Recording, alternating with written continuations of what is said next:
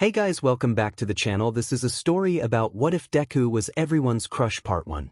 If you guys enjoy this What If and want to see Part 2, comment down below and let me know before I start. Please do support for more awesome content and leave a like, and don't forget to subscribe to my channel and also share this video with your friends and check out the description in my playlist. The author of the story 𝗵𝗃𝗁37 from Wattpad. So let's start the video. Boku no Hero Academia. Izuku's 𝗬𝗏 Academia disclaimer. This is a mature-rated fanfiction story of Boku no Hero Academia that I am writing for RDC Fun. Needless to say, this story is AU. The characters may seem OOC to some and there will be smutty lemons. Also, I own nothing of the series other than the fanfiction stories that I make. Chapter 1. Brain-jacking villainess. A cheerful girl with short brown hair, visible pink blushes on her cheeks, large round eyes and soft pads on fingertips named Uraraka Ochako was on her way to a high school. The high school which she was currently attending to learn how to be a pro hero had recently built some dorms for students to live in.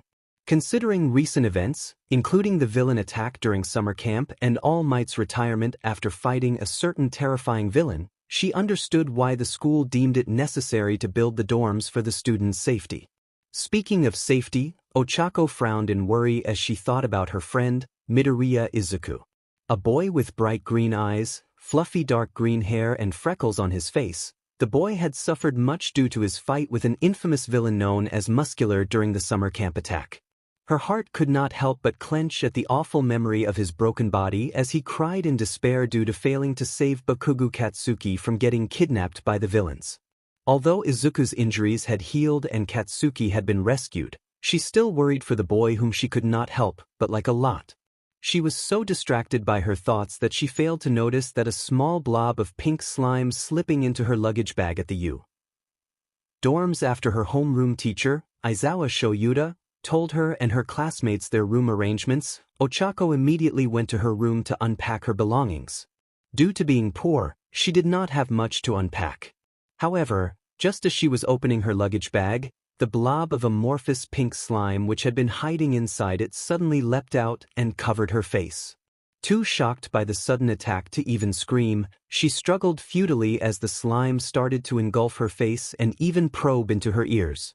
After a few seconds, her weakening struggles stopped entirely as the slime oozed into her head through her ears. As soon as the last of the slime entered her head, her eyes opened and she wore an uncharacteristic smirk as she thought, "Finally, I thought I'd never get myself a new host." Getting up onto her feet and looking over herself, the obviously parasitic being inside Ochako thought to itself, not a bad body to stay in if I have to say so myself. It then looked into Ochako's memories and thought, and a student of a high school itself no less. I can definitely make use of this situation. What's going on? Why am I not in control of my own body and why do I have a voice in my head? Cried the real Ochako, who was basically trapped in her own mind. The parasitic being made Ochako's body strike a villainous pose as it mentally replied to her, "Well, if you must know, I'm what you may call a villainess. You can call me Brainjacker." Realization hit Ochako as she replied, "You're that slime that jumped out of my bag and onto my face just now." Bingo! I barely survived the Kamino incident which forced All Might to retire after defeating that monster of a villain, replied Brainjacker, who mentally scowled as she added, "If it wasn't for the fact that I could move around and survive for a few days without a host, I would have been trapped under all that rubble along with my last host. Why you won't get away with this?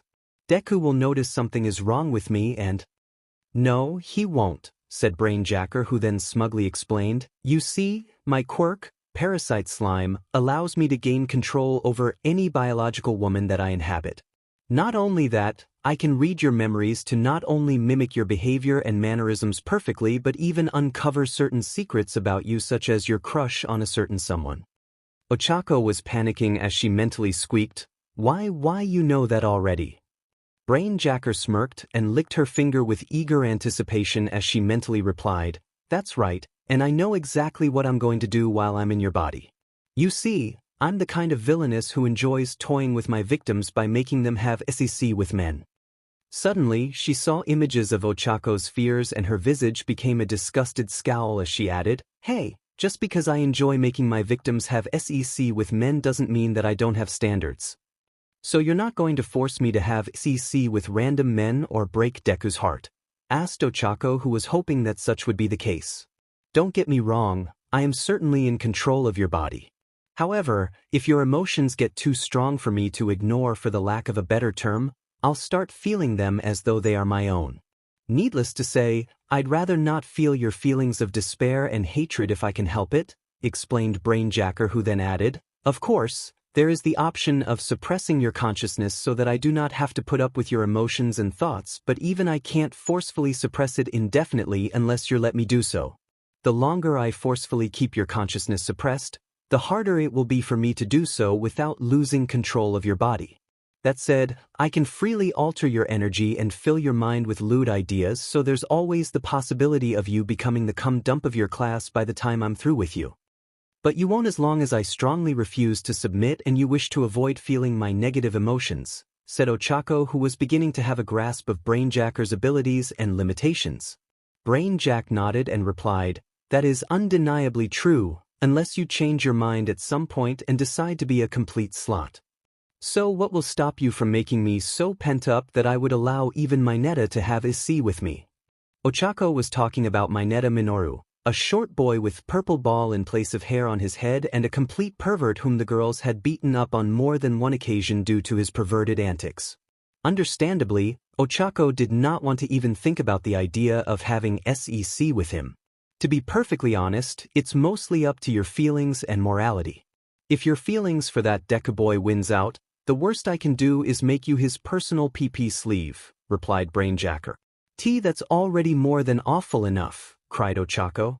And I'm a villain, so I don't really care as long as I can have my fun, replied 𝗵𝘃𝗧𝗪, who then gloated, tonight's going to be a fun night. A short while later, the currently brain-jacked 𝗀𝗧𝗪 had just finished unpacking her things and decided to approach a room which belonged to her friend, 𝐒𝐩𝐢𝐳, a frog-like girl who has long dark green hair, large oval eyes and an impressively long and dexterous tongue. 𝗬𝗠 seemed to be upset about something ever since the 𝗵𝗏𝗄 incident. Although 𝗵𝘃𝗧𝗪 had no reason to care about the girl who often wore a vacant expression and spoke bluntly, she knew that 𝗬𝗠 was 𝗀𝗧𝗪's friend, and the villainess was more than happy to add 𝗬𝗠 in her collection of brain-jacked victims by using her ability to create mentally linked copies of herself to brain-jack more victims. Please, leave 𝗬𝗠-chan out of this, begged 𝗀𝗧𝗪. Nope, I'm going to take over her body and then make the both of you have your way with that boy, declared 𝗵𝘃𝗧𝗪. Although there was no denying that 𝗀𝗧𝗪 was strongly against her plans, 𝗵𝘃𝗧𝗪 had enough experience with controlling unwilling hosts to know how to handle the issue. The first step which she took was to be frank and honest with 𝗀𝗧𝗪 about her quirk and its limitations to prevent 𝗀𝗧𝗪 from feeling too much panic or fear towards the villain. The second step was to limit her villainous actions to one step at a time, so that 𝗀𝗧𝗪 would not have enough emotional strength to overwhelm the villain's ability to ignore her feelings. The final step was to play along with 𝗀𝗧𝗪's personal desires, including romantic and artsy fantasies, as she would be less able to resist 𝗵𝘃𝗧𝗪's decision to essentially fulfill them. 𝗵𝘃𝗧𝗪 especially loved the third step, as she pointed out. Besides, who would have thought that you would be so open to the idea of being more than just a friend with that girl, 𝗬𝗠? That's because you filled my head with all those perverted ideas, argued 𝗀𝗧𝗪. True, but the fact that you're actually interested in them means that you're not as pure-hearted as you think, 𝗀𝗧𝗪-chan, replied the villain, who said 𝗀𝗧𝗪's name with a deliberately affectionate manner. Even if you're right, that doesn't mean that I want you to take over her body and force her to do all of those things to me against her will. Deny your perverted interests all you want, 𝗀𝗧𝗪-chan, but even you can't deny that 𝗬𝗠's tongue offers so many fun possibilities, replied 𝗵𝘃𝗧𝗪. 𝗀𝗧𝗪's mind seemed to shut down in response due to sheer shame and embarrassment as she failed to stop herself from imagining 𝗬𝗠 using her long frog-like tongue to pleasure her nether parts. Certain that 𝗀𝗧𝗪 would be unable to stop her no matter how hard she tried, 𝗵𝘃𝗧𝗪 almost smirked as she knocked on 𝗬𝗠's door later that night. Izuku was puzzled when 𝗀𝗧𝗪 sent him a message after their classmates held the dorm room showcasing competition. His puzzlement changed into concern and nervousness when 𝗀𝗧𝗪 requested him to visit 𝗬𝗠's room as the frog girl wanted to tell him something important in private. Although nervous, he was a kind-hearted boy who cared for Tsuyu, so he did not think twice about making his way to her room to find out what she wanted to speak to him about. Before long, he stood in front of her door and was about to knock it when he heard Ochako's voice. "It's open, Deku. You can come in." Taking a deep breath to steady his nerves, Izuku opened the door and was surprised that the light in the room were not on. In spite of being puzzled by the lack of lighting, Izuku stepped into the room and said, "Pardon me for intruding." Suddenly, the door closed behind him and someone hugged him from behind. Shocked by the sudden embrace, Izuku panicked and almost tried to break free when he turned around and saw Ochako. He was so surprised by the sudden embrace from the girl whom he secretly pined for that it took him 5 seconds to notice that she was dressed only in a pink pair of cat-themed mittens which she probably wore to keep her touch-dependent quirk under control. When he finally noticed her state of dress, Izuku's entire face flushed red in embarrassment as he stuttered as quietly as he could to avoid being overheard by others. "Uraraka-san. Why are you dressed like that?" Ochako's embrace tightened as she nuzzled her face into his back and said, I want to be close to you, Deku." Hearing the vulnerability in her voice, Izuku stopped panicking as he continued to listen to her. "We all have been through so much recently and you got hurt so badly after your fight with that villain." Ochako's body trembled to hold back her tears as she continued to speak. "You could have died back there and I don't want to lose you." Filled with caring sympathy, Izuku all but forgot about Ochako's current state of dress as he spoke to her. "Uraraka-san, it's okay. I'm still here after all." "But what if there's another villain attack?" asked Ochako, who looked into Izuku's eyes as she continued to speak. "We have already gone through 2 villain attacks even though we're just students here and there's no way to be sure that you'll still be here after the next attack. Just thinking about losing you hurts so much." Realization dawned upon Izuku as he tentatively asked, "Uraraka-san, do you like me as more than a friend?" Uraraka nodded with tears in her eyes as she replied, "I do, Deku. As do I, Kero." Surprised by the familiar voice, Izuku turned around and his eyeballs nearly popped out of his head when he saw Tsuyu stand before him without any clothes on. As hard as he tried to avoid looking at her, the image of her attractive naked body was permanently seared into his mind. Turning his face away from Tsuyu with his eyes shut, Izuku stammered, "Azui-san. Why are you naked too?" Seemingly unconcerned about her current state of dress, or lack thereof, Tsuyu approached Izuku and hugged him from the front. She then said, "Midoriya-chan, I want to apologize to you." Apologize?" asked Izuku. Tsuyu nodded and explained, "I always say what's on my mind, but there are also times when I have no idea what I should say. Do you remember what I said back at the hospital?" Recalling how Tsuyu said that he and 4 of their fellow classmates would be no different from villains if they violate rules to rescue Katsuki from the League of Villains, Izuku hesitantly replied, "Why yeah, I do. Even though I sympathized with you and the others, my choice of words were severe. I was shocked beyond belief when I heard this morning that the 5 of you actually threw with it. I was so frustrated by my own cowardice and I had no idea what I could even say to any of you," explained Tsuyu. Izuku could feel her body tremble with barely repressed tears as she added, "I couldn't bring myself to have fun and chat with any of you as though nothing had happened between us. Just thinking about it made me feel so sad and lonely. That's why I have to apologize to all of you. And not that I don't appreciate the thought, but couldn't you have just spoken to all of us at the same time instead of doing this?" asked Izuku. "I wanted to apologize to you first, Midoriya-chan. I like you the same way Ochako-chan does." Really?" asked Izuku. Although Izuku was undoubtedly on friendly terms with Tsuyu, he did not expect her to have any special feelings for him. Considering that he was essentially a quirkless loser prior to being accepted as a student of high school, it was tragically understandable for him to not consider the possibility of being romantically liked by more than one girl. Tsuyu nodded and said, "Why else would I keep reminding you to call me Tsuyu-chan instead of letting you call me Azui-san?" Izuku was at a loss for words when Ochako spoke to him. "Deku, do you accept us?" Izuku turned around and looked into Ochako's eyes, which were brimming with tears. His heart clenched at seeing her longing expression while Tsuyu nuzzled into his chest. Tears welled up in Izuku's eyes as he made his decision and said with a nod, "Ito Ochako-chan, Tsuyu-chan. I honestly don't know where to even start with this relationship, but I'll do my best to make the both of you happy somehow." "Thank you, Deku," said Ochako. Suddenly, Izuku felt something slimy enter his ear and blacked out immediately after Izuku's blackout. "Where am I?" asked Izuku. "Just a moment ago, he was in Tsuyu's room and was being embraced by both Ochako and Tsuyu.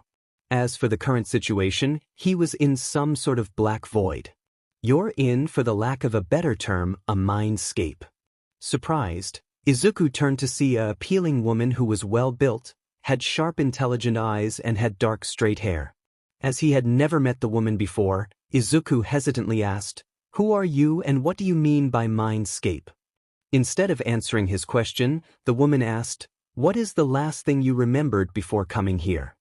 "Well, I was in a room with two of my friends and I suddenly felt..." Izuku's face paled as he then asked, "Are you telling me that a villain with some sort of brainwashing quirk managed to take over all of our bodies?" His expression fell into despair as he asked, "And that all those things that they said just now were just lies?" "Not quite. For one thing, that villainess did manage to take over your two girlfriends, but she has not taken over your body yet. In fact, my friends are keeping that villainess at bay, just like how we helped you break free from that brainwashing quirk back at the sports festival." Confused, Izuku asked, "What do you mean by helping me with that brainwashing quirk back at the..." He then remembered his fight with Shinso Hitoshi, a boy with indigo hair, very dark rings under his eyes and a brainwashing quirk which could only be activated by verbally responding to him. Upon realizing whom the woman was talking about, he pointed at her and exclaimed, "You're one of the former wielders of One for All." The woman nodded with a smile and said, "That's right, Midoriya Izuku. My name is Shimura Nana, Toshinori's predecessor and teacher." Bowing to the former wielder of One for All, a powerful quirk which had the ability to stockpile power and be passed down to a chosen successor, Izuku said, "It's an honor to finally meet you in person, Shimura-san." Chuckling at Izuku's earnest attitude, Nana smiled in a motherly way towards him and said, "I'm not all that great, Midoriya. If I was, I would have been able to defeat All for One and not leave that burden to Toshinori." Her expression became sad as she added, "Not to mention that I would have been able to protect my husband and not need to leave my own son to foster care for his own safety." "I'm sorry to hear that, Shimura-san," said Izuku, who thought about how his mother felt about his near death at the hands of that murderous villain, Muscular. Nana shook her head and said, "It's all in the past. As I am now, I'm little more than a memory of the person I once was before I gave my power to Toshinori. Also," her eyes hardened as she added, "we still have a pinch to get you out of. That villainess is trying to take over your body, and while my friends can keep her at bay, we can't keep doing it forever. Sooner or later, one side will have to give in." Izuku wore a determined expression as he asked, "What can I do to break free of that villainous control and save my friends?" Nana smiled in approval as she replied, "The good news is, you are essentially linked to not only the villainess but also to your two friends. If you can reach out to them and work together, you might be able to break free of her control." "Then that's exactly what I'll do," said Izuku, who then sheepishly added, "So how do I get to them?" "Just think about them and call out to them with all your heart. Which reminds me, that villainess may have taken over their bodies, but my intuition tells me that their feelings of love towards you are very much real," replied Nana.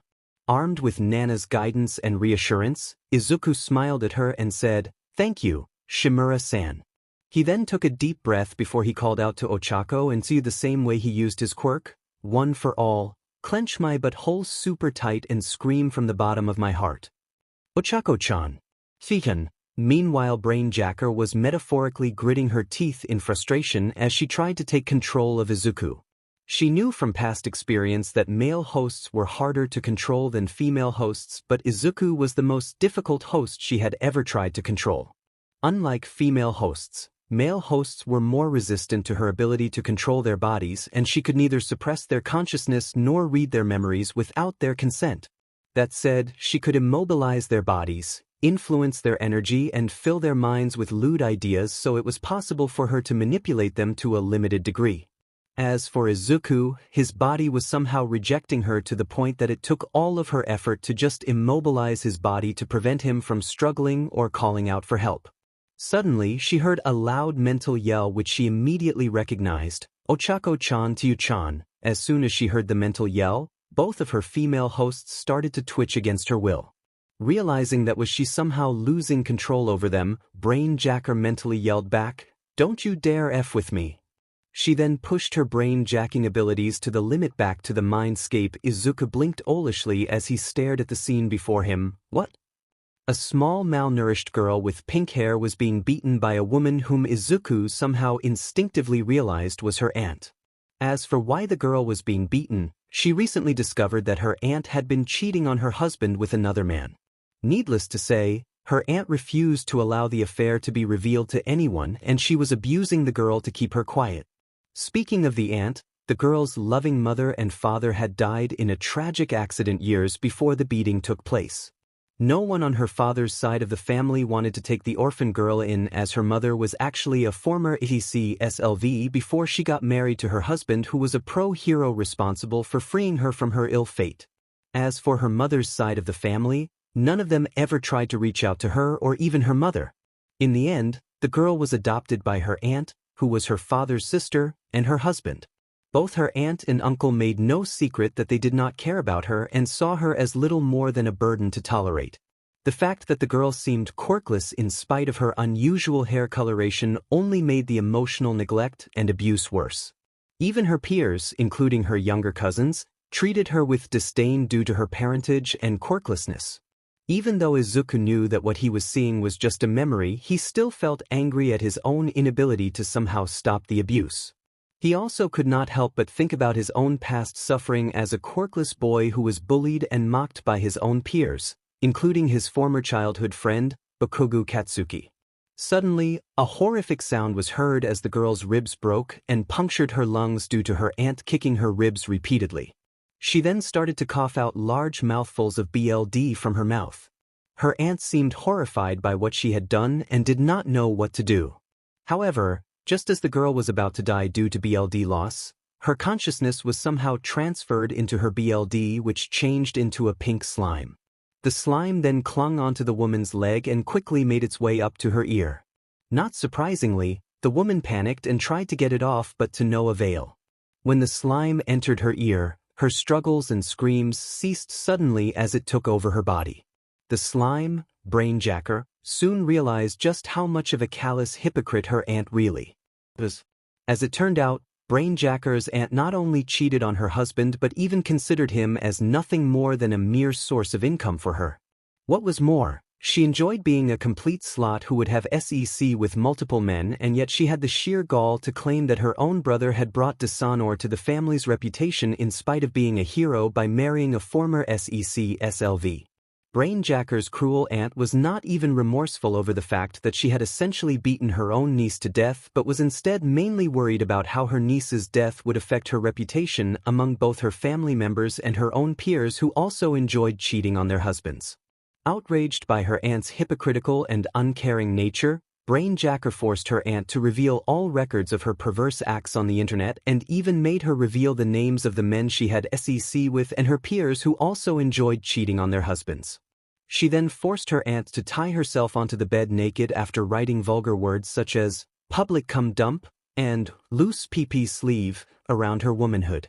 Once the vengeful deeds were done, Brain Jacker exited her body and abandoned her to suffer the consequences. Alone in a world which she was convinced did not care for her due to her parentage, Brain Jacker decided to live for herself even if it meant becoming a villainess who would harm or corrupt others. For the next few years, Brain Jacker took over the bodies of various women to survive as a brain-jacking parasite, including housewives, high school girls, prostitutes, villainesses, and even a low-ranking pro-heroine.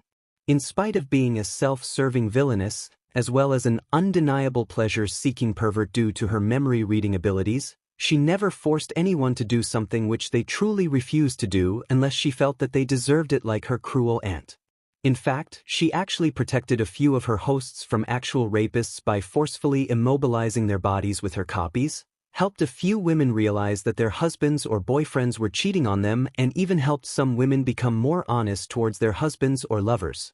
In theory, she could simply take over one host and stay within that host for the rest of her life. However, she never did that, as she either felt no real emotional connection with her host or was too afraid to let go of her control over her host to be truly connected. As a result, she had been alone from the day her family died in the accident up to the present day and had never felt any true happiness in spite of being a pleasure-seeking villainess. That's just horrible.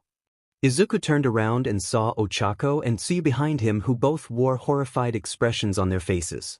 Tears streamed down their faces as they realized just how much 𝗵𝗃𝗁, who was actually supposed to be a girl as old as they were, had suffered. You three saw everything, didn't you? Izuku, Ochako, and Tsuyu turned to face 𝗵𝗃𝗁, who was currently in the form of her 13-year-old self before she died and became a slime. She glared at them with tear-filled eyes as she growled at them, "Don't even think that I'll let you three go after what you have done. By the time I'm done with your three, you'll all be nothing more than mind-broken toys." Realizing what he must do, Izuku stepped forward towards her with a determined expression on his face. Shocked by the boy's action, 𝗵𝗃𝗁 stepped back and asked, "What the hell are you doing, you demon freak?" As Izuku continued to move towards her, the villainess yelled, "Stay back, I mean it." Suddenly, pink tentacles emerged from around her and lashed out at Izuku in an attempt to keep him away from her. However, her attack did not hit him, as the tentacles seemed to phase through him like intangible phantoms. Shock was apparent on her face as she tried to strike down Izuku again, only for her attack to pass through him harmlessly. Her shock turned into a mixture of panic and anger as the tentacles attacked Izuku repeatedly without any success. Frustrated by her ineffective attacks, the 𝗵𝗃𝗁 resorted to insulting Izuku as she closed her eyes shut and yelled, "You think you can beat me and win the day? You're nothing more than a limp-dicked loser of a hero wannabe. You're the kind of worthless piece of SHT who'll get cucked the moment those two girls realize just how much of a whiny bitch you really are. I bet even your mom thinks you're failure in the making.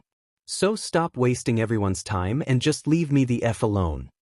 When Izuku stood before 𝗵𝗃𝗁, she opened her eyes and looked up to see his kind, sympathetic eyes. Unable to comprehend the sight, she asked, Why aren't you angry at me or looking at me like I'm trash?" She then limply fell to her knees and tears flowed down her cheeks as she continued to ask, "Why do you even bother to care about me?" Izuku knelt down to her eye level and said, "That's because it's a hero's duty to save people, even if it means getting involved into things that should have nothing to do with him." He then reached out to hug her as he continued to speak, "So please, let me save you because I am here."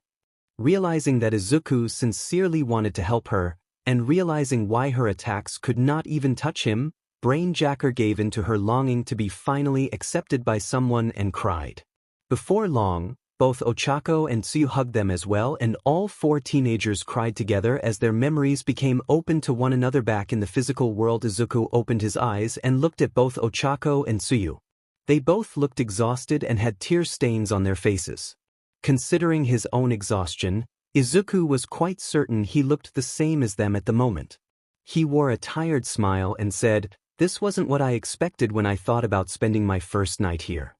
Ochako snorted and chuckled weakly as she replied, "Me neither, Deku. So do either of you want to go back to your rooms or stay here?" asked Tsuyu. "Staying here sounds pretty good at the moment," said Izuku, who was too mentally and emotionally drained to care about what would happen the next day. All he wanted to do was rest, and he would rather rest in the arms of people whom he knew cared about him than be alone. Ochako nodded her head in agreement with Izuku and said, "I'd like to stay here too." "Well, feel free to make yourselves comfortable," said Tsuyu, who tiredly nuzzled into Izuku's chest. In spite of his exhaustion, Izuku knew that sleeping on the bare floor was not a good idea, so he got up and wordlessly beckoned Ochako and Tsuyu to get into bed with him. Both girls did not protest as they got up to join him in bed. Izuku idly noted Ochako's sweaty naked body as she got onto Tsuyu's bed. Feeling uncomfortably hot in his own sweaty clothes, Izuku decided to take them off, including his All Might-themed underwear. Before long, all three teenagers were on the bed and, feeling comfortable in the arms of two girls who truly loved him and with the villainous brain-jacking slime girl residing in their heads, Izuku smiled and tiredly said, "Good night, everyone." The following morning Izuku drowsily opened his eyes and soon realized that he was indeed in Tsuyu's room with both Ochako and Tsuyu embracing him in their sleep. Smiling affectionately at the two naked girls, Izuku was about to allow himself to go back to sleep when he noticed that the door into Tsuyu's room was open. As soon as Izuku realized that the door was open, his eyes grew to the size of dinner plates as he slowly turned his attention towards it in fearful anticipation. Just as he had feared, the door was not only open but was occupied by the girls of his class, Class 1A, who were all staring at him, Tsuyu and Ochako. All of the girls, other than a certain invisible girl who was wearing clothes that showed her a fairly curvaceous slender body known as 𝐻𝐸𝐽𝐻, had obvious blushes on their shocked or gaping expressions.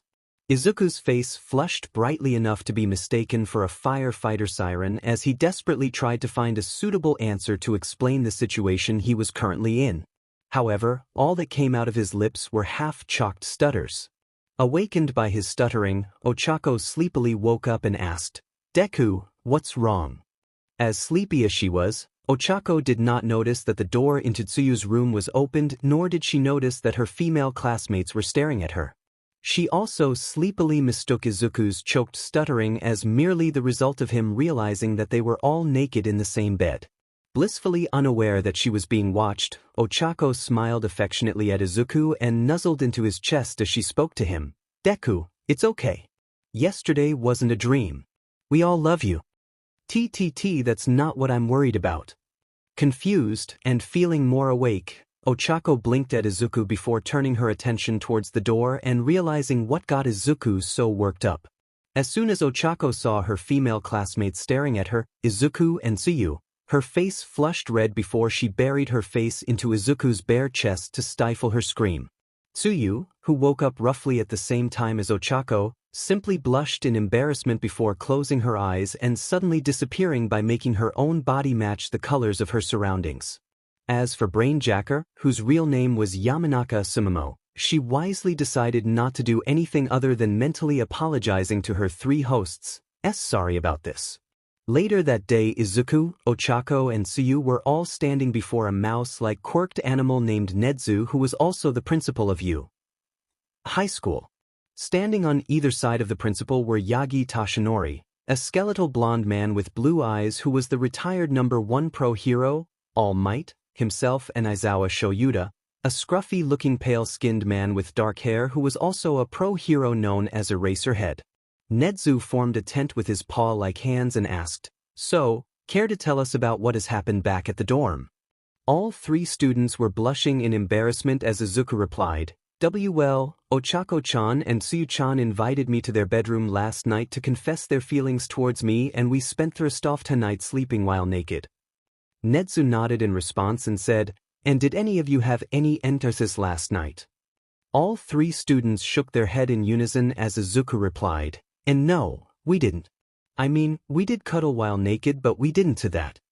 "So tell me, Uraraka-san, why did you and Azui-san suddenly decide to hug Izuku while naked?" asked Nedzu. Ochako looked downwards as she bashfully replied, "Tsuyu-chan and I both like Deku and we almost lost him back at the training camp, so..." Nedzu raised his paw to stop Ochako and then said, "You answer, while perfectly understandable given recent incidents, is not the answer that I need to hear." All three students were surprised for a moment before they realized what they were talking about. Their feelings of embarrassment and shame evaporated as Tsuyu asked, "Do you know about what really happened to us?"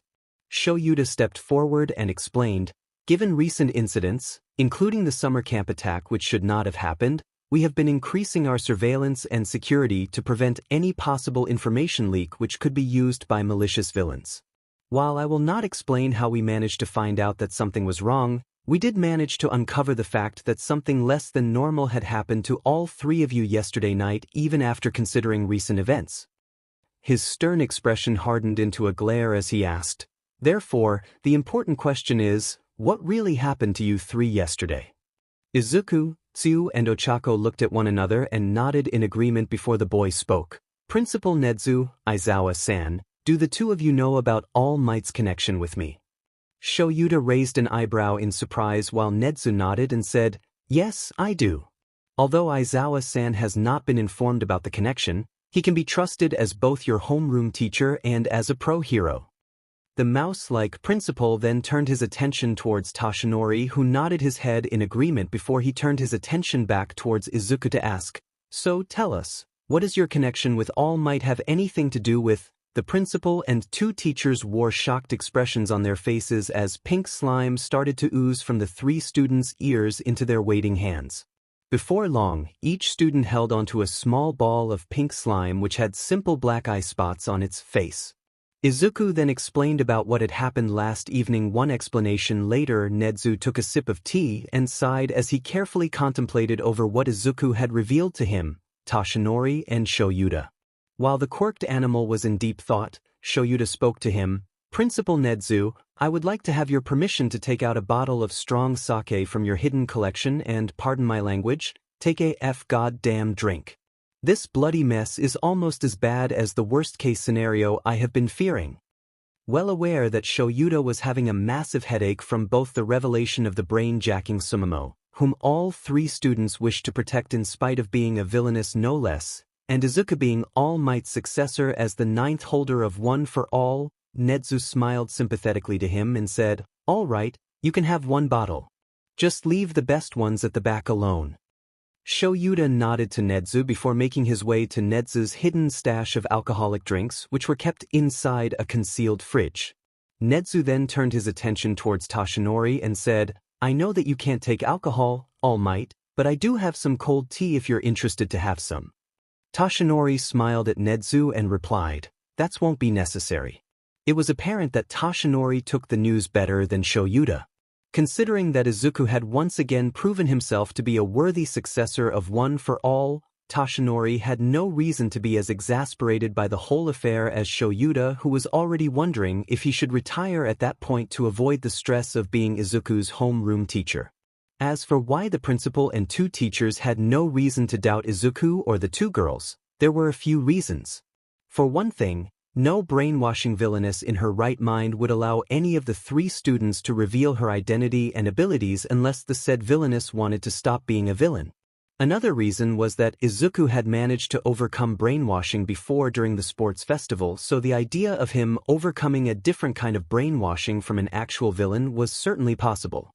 Arguably the most compelling piece of evidence was the simple fact that Izuku had actually talked to Nana in his mindscape before attempting to break free from the ex-villainous brainwashing.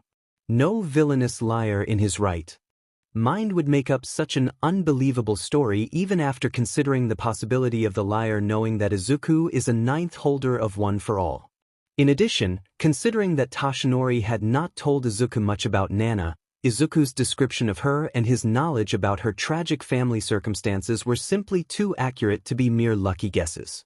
Izuku made an effort to ignore 𝗤𝗪𝗓, who was drinking sake straight from the bottle, as he nervously asked, "So what will happen to all four of us?"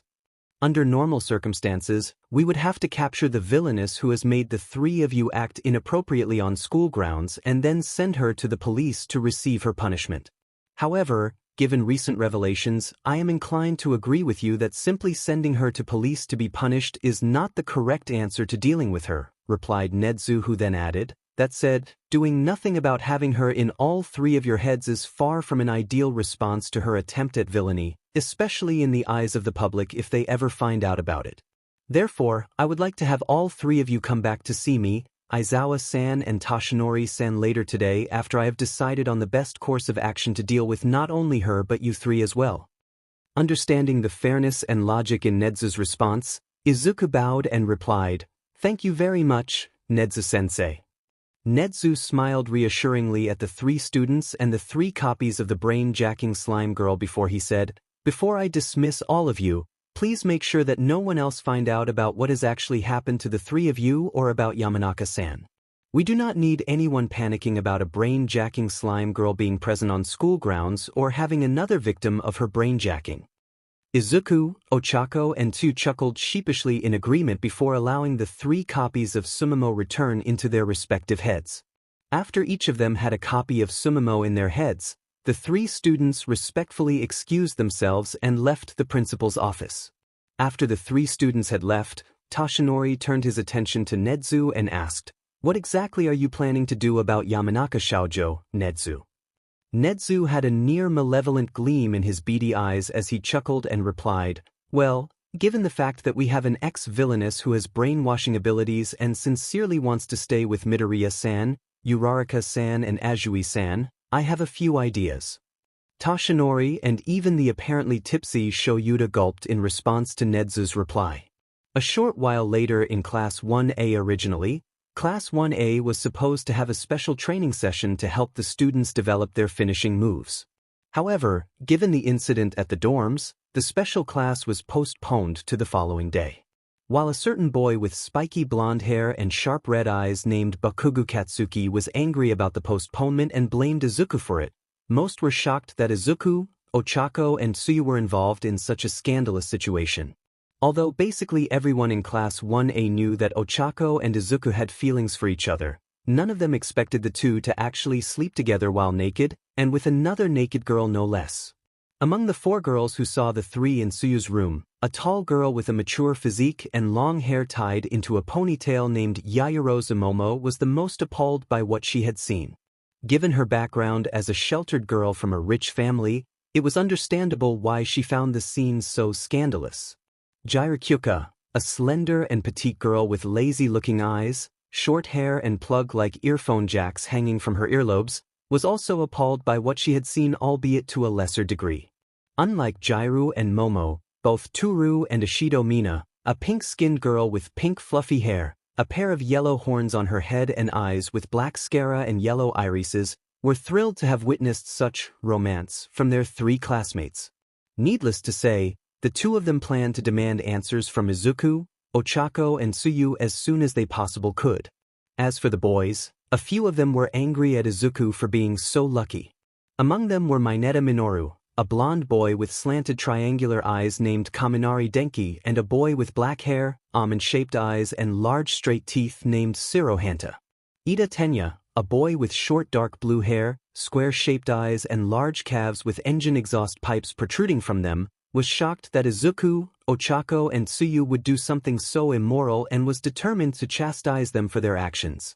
Todoroki Shudo, a boy with a burn scar on the left side of his face, a turquoise blue left eye and a dark gray right eye and hair that is split between crimson red on the left side and white on the right side, was surprised that Izuku was able to get into bed with two naked girls and was curious about how in the world he had managed to accomplish such a feat. Shudo's curiosity was shared by many of the other boys in the class, including Kirishima Ijuru, who had red eyes, spiky hair that is, dyed red and pointed teeth, and Ojiro Mashireo, who had short blonde hair, thin eyes and a long thick tail with a hairy tip. Not surprisingly, as soon as Izuku, Ochako and Tsuyu returned into the classroom, Mina and Toru quickly took Ochako and Tsuyu away for interrogative questioning, while Mineta, Denki and Hanta took Izuku away for similar reasons. At Ochako's and Tsuyu's corner, "All right, you two, start talking," said Mina, who had a cheeky grin on her face. Although both Ochako and Tsuyu blushed in embarrassment, Tsuyu was more composed than Ochako, who was nervous and panicky and thus replied bluntly, "Ochako-chan and I both love Aizu-chan and we both wanted to tell him our feelings before something bad happens to him." Mina, along with the three other girls who were interrogating Ochako and Tsuyu, quickly realized that both Ochako and Tsuyu were actually serious about their relationship with Izuku. Given Izuku's injuries from his fight with Muscular, it was easy to understand why Ochako and Tsuyu would want to confess their feelings towards him before it was too late. Also, the four girls knew that both Ochako and Tsuyu cared about Izuku, although they did not expect Tsuyu to have the same feelings towards Izuku as Ochako, who was more obviously in love towards him. Nevertheless, Momo had to argue, "While I'm sure all of us can understand the reasoning behind your desires to express your true feelings to Midoriya-san, I still fail to understand why you both decided to go about it in such an improper way." The blushes on Ochako and Tsuyu's faces deepened as both girls seemed unsure on how to respond to Momo's admittedly logical argument. Spending a night sleeping together was one thing, but doing so while naked was another matter altogether. Fortunately, a certain slime girl named Sumimo suggested an answer to Tsuyu, who then said, To be perfectly honest, I also felt guilty about being too cowardly to help Izuku-chan save Bakugo from the villains and telling him that breaking the rules would make him no better than a villain. Tsuyu allowed 𝗬𝗵𝗲 to influence her emotions to show remorse on her normally blank face as she added, "The last thing I wanted was him assuming that I do not want to be with him anymore because he broke the rules." The frog girl then turned her attention towards Momo to say, "I also want to apologize to you and the others who went with Izu-chan to save Bakugo." Momo, who went together with Izuku, Ida, Shudo and Ijuru to rescue Katsuki, smiled at Tsuyu and said, "You don't have to apologize, Azui-san. We all knew that what we were doing wasn't in accordance to the rules even if we felt that it was the right course of action to take." Jirou on the other hand noted something and said, "Say, Tsuyu-chan, how come you're not calling Bakugo the way you normally do?" Jirou, like many of her peers, knew that Tsuyu normally referred to Katsuki as Bakugo-chan. Both Tsuyu and Ochako wore similar scowls as Ochako replied in Tsuyu's behalf, "Let's just say that Izuku told us things he normally wouldn't tell anyone about and leave it at that." Mina, Toru, Jirou and Momo were shocked by the response. Deciding against pressing the two girls for answers concerning Katsuki, the four other girls decided to ask them about other questions such as how the two of them came to care for Izuku at Izuku's corner. "Okay Midoriya, spill it," demanded Minoru. "Spill what?" asked Izuku, who was intimidated by the downright viciously bestial glares he was receiving from Minoru, Denki and Hanta. "Don't play dumb with us, you DMN playboy. How the hell did you manage to get into bed with Uraraka-chan and Azui-chan, naked?" yelled Minoru. "That's right, how the hell did you manage to get two girls to agree with the idea of sharing you?" yelled Denki. Izuku was sweating bullets as he desperately tried to explain, I didn't do anything." He then recalled the time when he shared his memories with Ochako, Tsuyu and 𝗬𝗵𝗲, which included memories of Ochako and Tsuyu developing romantic feelings towards him due to his kind and heroic actions, and thus added, "At least nothing related to dating or seducing them." "That doesn't answer how the hell you managed to get two girlfriends at the same time, you lucky bastard," argued Hanta. Suddenly, Tenya approached the group and said, "That's not the issue here." He then pointed accusingly at Izuku and said, "Midoriya-san, while I am not one to criticize you for getting more than one girl to develop romantic feelings towards you, I simply cannot approve of the three of you acting inappropriately on school grounds, including the dorms." Tenya's arms moved about in a comically robotic manner as he added, "Not only will your less than moral actions affect your reputation as a future hero, it will also affect the reputation of not only Uraraka-san and Azui-san but also the rest of us." "Who the F cares about reputation?" yelled Minoru, who then pointed at Izuku as he argued with Tenya, "I want to know his secret to getting a harem of hot babes." Suddenly, Shudo sighed wearily and quickly froze Minoru, Denki, Hanta and even Tenya in blocks of ice which reached up to their waists with his quirk before saying, "Midoriya, the next time you decide to do anything with Uraraka-san and Azui-san, please do so discreetly. I do not think Aizawa-sensei will appreciate having you three doing 𝗧𝗪𝗏 on school grounds. Again. 𝗧𝗪𝗏 exclaimed Izuku. Shudo raised an eyebrow and asked, "Wait, you three haven't done it yet?" No, we didn't," replied Izuku. As he knew better than to spill the beans about 𝗬𝗪𝗏, Izuku instead explained, "I mean, we did end up sleeping together in bed naked but we didn't have sex yesterday. We only talked about how Ochako-chan and Tsuyu-chan ended up falling in love with me and why I never thought the both of them would feel that way about me in spite of my attraction towards them." All the boys, except for the decidedly irritated Katsuki, stared at Izuku and blinked a few times before Shudo spoke to Izuku with a deadpan expression on his face. "Midoriya, you have got to be, and I'm borrowing a quote from Snipe-sensei here, the purest son of a gun I have ever met." Izuku's face was practically glowing red in embarrassment as he replied, "To be fair, we did talk a lot about ourselves, including things I never thought the three of us would end up sharing."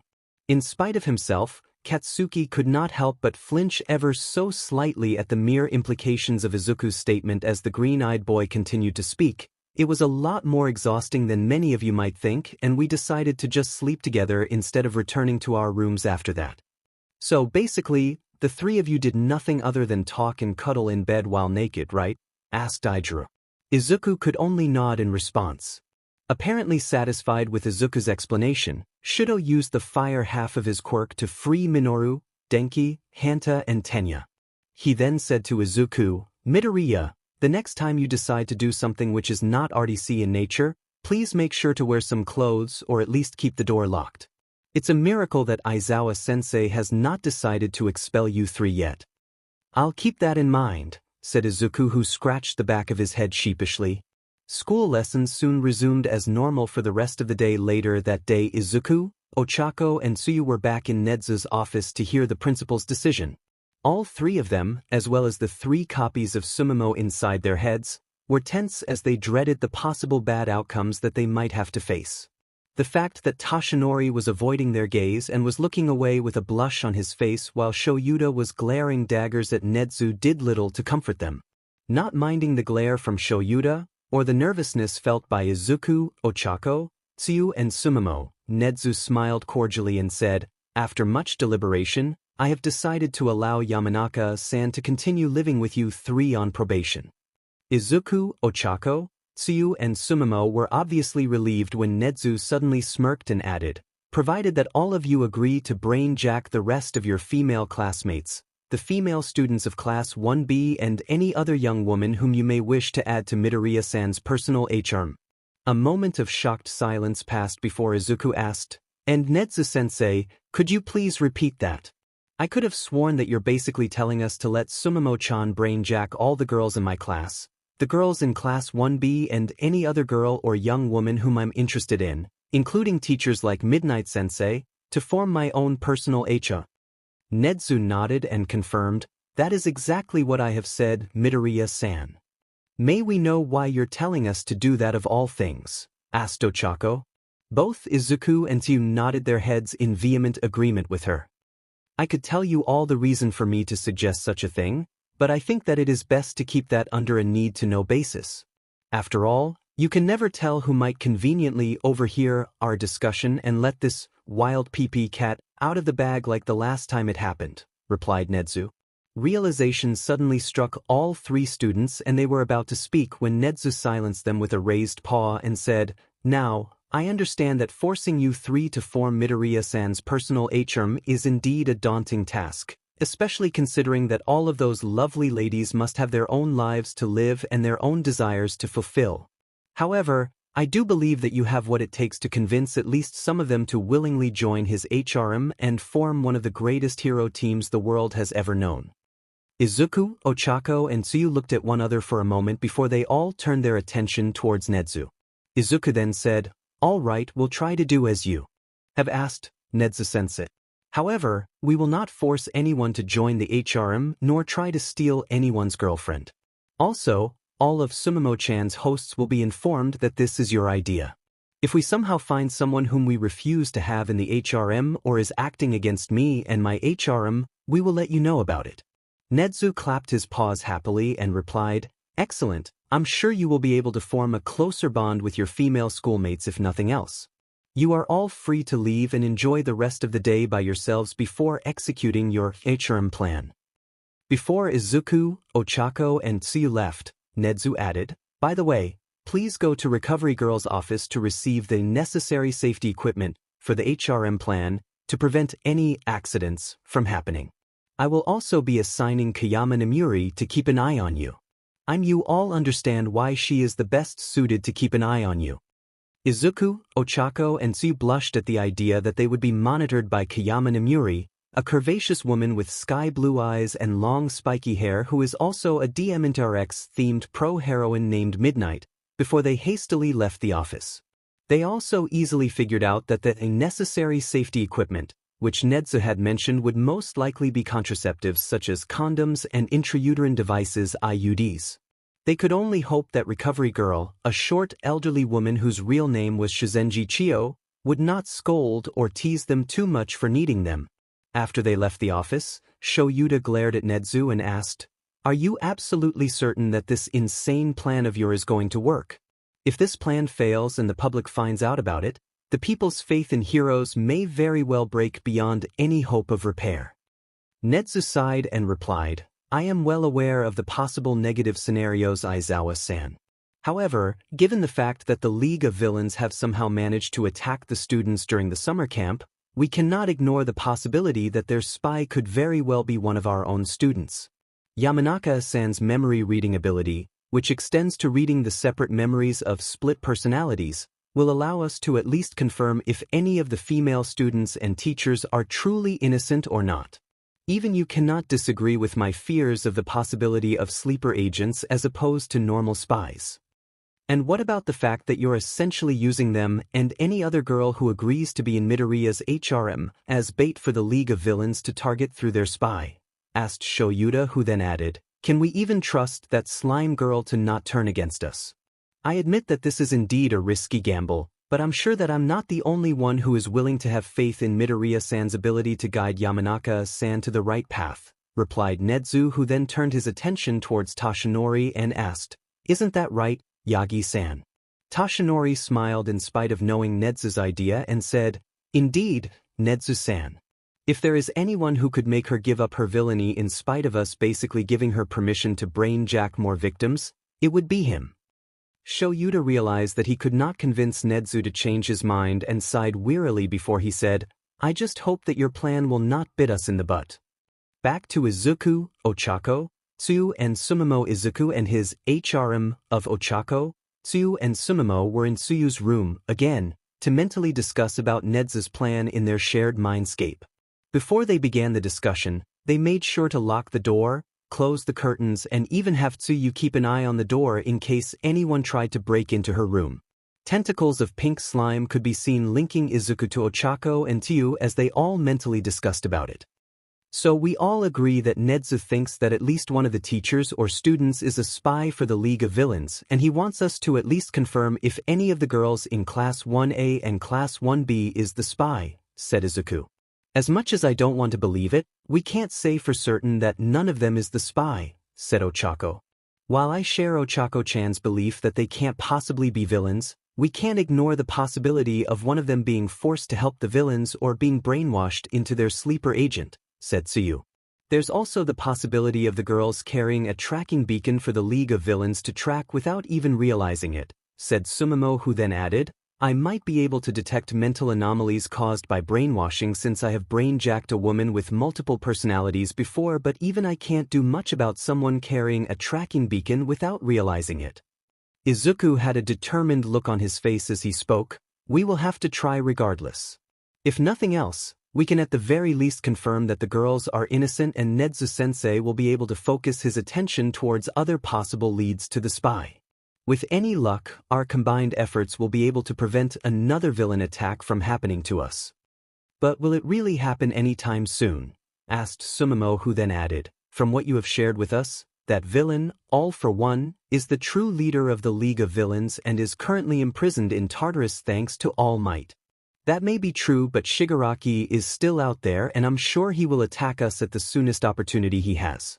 It's only a matter of when he will attack and how he will go about it. We need to be prepared for that day, and stopping him from getting any more information about us will definitely help, replied Izuku. Unable to deny Izuku's logical argument, Ochako, 𝗬𝗪 and 𝗬𝗵𝗲 nodded in agreement with him. 𝗬𝗵𝗲 cheekily spoke, speaking about finding spies and stopping villains, I hope you three have not forgotten what I'm allowed to do.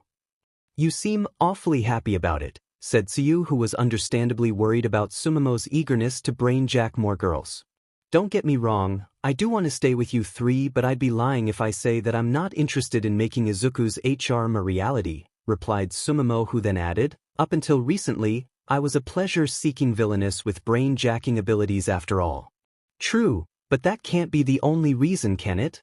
Asked Ochako. Let's just say that I managed to discover a few nifty features which Izuku has that I'm sure you two girls will love to experience before we get this harem plan started, answered 𝗬𝗵𝗲. Izuku, Ochako, and Tsuyu all wore bright blushes as they could easily guess that whatever 𝗬𝗵𝗲 had discovered about Izuku would be related to lustful SXL-NT artists. They could only hope that they would be able to avoid becoming hedonistic perverts by the time they complete the harem plan. Boku no Hero Academia, Izuku's harem academia disclaimer. This is a mature-rated fanfiction story of Boku no Hero Academia that I am writing for RDC Fun. Needless to say, this story is AU. The characters may seem OOC to some and there will be smutty lemons. Also, I own nothing of the series other than the fanfiction stories that I make. Editing notes. This story has undergone a minor edit for grammar and naming errors. Only the archive of our own website has the edited chapters, as I can only use the mobile app version of the fanfiction.net website, which is more troublesome to post new and edited chapters. Chapter 2. 𝗏𝗧𝗏 and 𝗬𝗏 Izuku, 𝗏𝗧𝗏, 𝗬𝗏 and 𝗵𝗵𝗲 were still in the mindscape when 𝗏𝗧𝗏 asked, "So what exactly are Deku's nifty features?" 𝗵𝗵𝗲, who appeared as her original human self in the mindscape, albeit altered to be at the same age as the other three, grinned mischievously and said, "Rather than tell you, I'd rather let you three discover it for yourselves." "Wait, you're not telling us to have you, are you?" asked 𝗬𝗏. "I sure as hell am," replied 𝗵𝗵𝗲, who then added, "Why else do you think Nedzu-san told us to get those contraceptives from Recovery Girl? I even went through the trouble of getting you girls to take the IUDs so that you can enjoy raw section. Trust me, it feels a whole lot better than SEC with the condom on." Both 𝗏𝗧𝗏 and 𝗬𝗏 blushed as they recalled what had happened earlier that day. Start a flashback. Izuku, 𝗏𝗧𝗏, 𝗬𝗏 and 𝗵𝗵𝗲 were in Recovery Girl's school clinic after being dismissed by Nedzu. The elderly lady glared at them like a disapproving grandmother as she muttered, "Not even a month after the summer camp attack and the Kamino incident and you three end up getting attacked by a villain again." To be perfectly fair, 𝗵𝗵𝗲-chan has nothing to do with the League of Villains and she actually wants to stop being a villain, replied Izuku, who had a sheepish grin on his face. Recovery Girl whacked Izuku's shin with her walking stick in response and replied, "That does not change the fact that you three and that slime girl are now involved in Nedzu's harebrained scheme, which by the way I simply do not approve." While Izuku hopped away and nursed his injured shin, Recovery Girl sighed and said, "Anyway, I do have a number of contraceptives for you three to use to prevent any unwanted pregnancies." She then took out a number of condoms, IUDs and BRTH prevention pills. Suddenly, 𝗵𝗵𝗲 brain-jacked 𝗏𝗧𝗏 and said, "Please give us the IUDs and condoms." Surprised, 𝗬𝗏 asked the brain-jacked 𝗏𝗧𝗏 𝗵𝗃, "Why those two, Karo?" Unlike Recovery Girl, 𝗬𝗏 and Izuku could instinctively tell that 𝗵𝗵𝗲 had taken over 𝗏𝗧𝗏's body due to having copies of her inside their own heads. It should also be made clear that 𝗵𝗵𝗲 was still one individual in spite of having multiple physical copies of herself due to a psychic connection between each copy. That said, a physical connection with her other copies was still necessary to allow her different hosts to mentally communicate with one another directly. CNTRCPTV pills give me a belly ache if you get what I mean. Plus, I know a couple of tricks to make pregnancies 100% impossible, replied 𝗵𝗃𝗏. Remembering that 𝗵𝗵𝗲 could insert a copy of herself directly into a woman's WMB to prevent pregnancies by literally feeding on SM, and 𝗬𝗏 and 𝗏𝗧𝗏 both had to admit that using IUDs together with 𝗵𝗵𝗲's copies seemed the most logical course of action. Also, having 𝗵𝗵𝗲's copies inside their wombs would ensure that the IUDs would not cause any complications. 𝗬𝗏 nodded in agreement with 𝗵𝗃𝗏 and turned her attention towards Recovery Girl to say, "We'll take the IUDs and the condoms, Karo." "All right then," said Recovery Girl, who then turned her attention towards Izuku and shooed him out of the room so that she could insert the IUDs into 𝗏𝗧𝗏 and 𝗬𝗏's wombs. As it turned out, 𝗵𝗵𝗲's slimy body was perfect for inserting the IUDs without damaging their hymens or requiring professional medical aid. That said, both 𝗏𝗧𝗏 and 𝗬𝗏 found the experience of 𝗵𝗵𝗲's copies going into their wombs uncomfortably stimulating. End of flashback. Shouldn't we at least go out for a few dates before we actually have section? We only got to really know about each other yesterday after all, protested 𝗏𝗧𝗏. 𝗵𝗵𝗲 shrugged as she argued, "Not that I'm against us going out on dates, but you have to admit that the memory sharing we did last night has left very little else for us to find out about one another." She then wore a smug grin as she added, "Plus, I know for a fact that you two want to be the first ones to connect with Izuku here. So the way I see it, you two should go ahead and do the hot and CC with him before we have to start the harem plan." Both 𝗏𝗧𝗏 and 𝗬𝗏 blushed as they could not disagree with 𝗵𝗵𝗲's statement. Izuku blushed as well, as he never thought that he would be having AC with not one but two lovely girls who actually loved him. Fine, you have made your point, 𝗬𝗵𝗲-chan.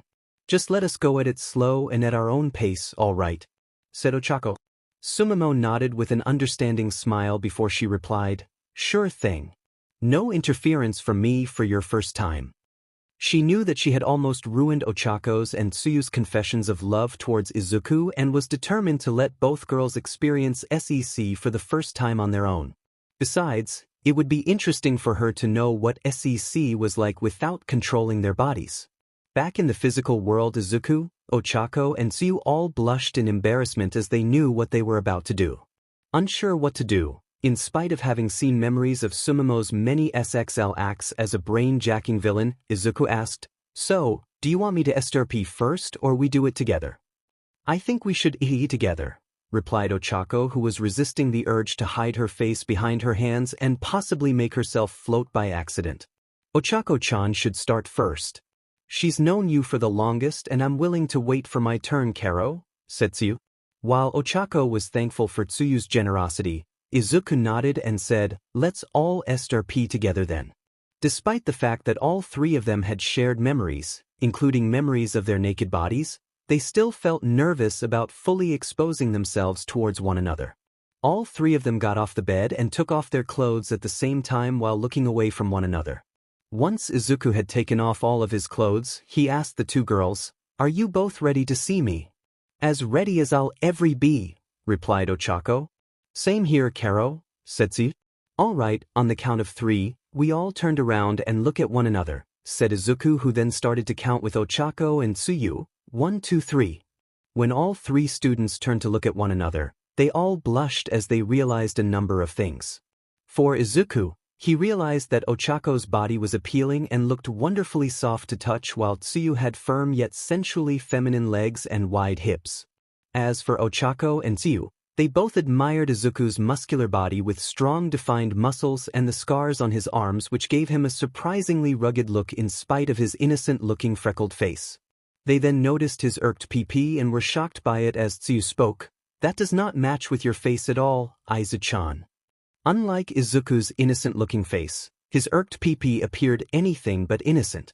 With an impressively large size of above 7 inches in length, bulging veins on its skin and partially exposed glands covered in 𝗧𝗪𝗏, Izuku's phallus seemed almost out of place with the rest of him. Granted, it was not the largest 𝗃 that 𝗬𝗵𝗲 had ever seen, as she had actually encountered a man who had a literal horse-like phallus as a quirk, but Izuku's member was certainly on the larger side of the size scale. Embarrassed about his own 𝗃, Izuku explained, I have always been embarrassed about it. Left unsaid was that, in spite of his interest in girls and his impressive gentleness, his lack of confidence due to years of being bullied for being quirkless had negatively affected his SEC drive, which meant that he masturbated less and was less exposed to pornography than most of his peers. Ochako could feel her heart pounding in her chest as she stared at Izuku's phallus and thought to herself, there's no way that huge thing can fit into me. In spite of her fears, Ochako could not help but rub her legs together as she thought, yet I want it inside me so badly. Given the fact that Izuku, Ochako, and Tsuyu had been exposed to 𝗬𝗵𝗲's memories, it would make sense that they were more interested in SEC than before and had at least some idea on how good it could feel. Swallowing her own spit, Ochako approached Izuku and got onto her knees so that his phallus was right in front of her blushing face. She then looked up and said, I'm going to use my hands and maybe my mouth too to start. Let me know if you want me to stop. Izuku nodded in response and he replied, don't force yourself, Ochako-chan. Assured by Izuku's response, Ochako gently held onto his 𝗧𝗃 with both hands with her pinky fingers extended to prevent the accidental activation of her zero-gravity quirk. Izuku in response to her gentle touch, which was enhanced by the soft pads on her fingertips. Ochako blushed even more as she slowly moved her hands to, as 𝗬𝗵𝗲 would put it, pump his rock-hard pages. Both Ochako and Tsuyu were almost mesmerized as they could see the 𝗧𝗪𝗏 of Izuku's 𝗃 moving back and forth with Ochako's hands, which resulted in the rhythmic exposure and concealment of the deceptively soft-looking glands of Izuku's pages. Their fascination grew as clear and slimy 𝗵𝗃 started to emerge the tip of the apparently excited phallus. Filled with this XL curiosity, 𝗧𝗏𝗄 stopped moving her hands to fully expose the glands of Izuku's phallus and then used her tongue to gently lick it. Izuku shut his eyes and had to repress as his hands reached out to hold onto 𝗧𝗏𝗄's head. Although shocked by Izuku's sudden action, 𝗧𝗏𝗄 looked up and realized that Izuku was feeling immense pleasure from the lick. Feeling bolder and more excited, 𝗧𝗏𝗄 decided to continue pleasuring him with her mouth and tongue. In spite of her lack of actual SXL experience, she seemed to instinctively know how to best pleasure Izuku. Then again, she did know about 𝗬𝗵𝗲's many SXL acts, and Izuku's barely repressed gasps and moans of pleasure made it clear that he was enjoying the experience. While 𝗧𝗏𝗄 was basically kissing, licking and suckling onto the exposed glands of Izuku's pp, Tsuyu was using her tongue to essentially lick her own 𝗵𝗃 while her fingers stimulated one of her irked nipples and her equally irked 𝗂𝗟. Her eyes were half-lidded as she felt a needy ache in her 𝗵𝗵. 𝗧𝗏𝗄-chan, please hurry. I'm not sure how much longer I can bear to watch, thought Tsuyu as she knew that her frog-based quirk was making her horniness even worse. Oh 𝗧𝗏𝗄-chan, I'm about to come, cried Izuku. Hearing Izuku's warning, 𝗧𝗏𝗄 turned to Tsuyu to give her a wordless permission. All too happy to accept, Tsuyu knelt beside 𝗧𝗏𝗄 and wrapped her tongue around Izuku's pages. The frog-like girl could not help but enjoy witnessing Izuku's shocked reaction and tasting his clearly manly pp as she gently coiled her tongue around it. The tip of her tongue then rubbed against the tip of Izuku's member. Unable to hold back, Izuku yelled, "Oh 𝗧𝗏𝗄-chan, Tsuyu-chan." Like a broken dam, hot white 𝗔𝗂𝗧𝗏 gushed out from his pp onto 𝗧𝗏𝗄 and Tsuyu, covering their faces and chests in the process. Its musky scent filled the room while 𝗧𝗏𝗄 and Tsuyu touched and tasted the sticky fluid out of curious fascination. Their wombs soon started to ache even more to have their fill of Izuku's white seed. Fortunately, Izuku's irked phallus still stood proudly irked in spite of releasing such an impressive amount of seed.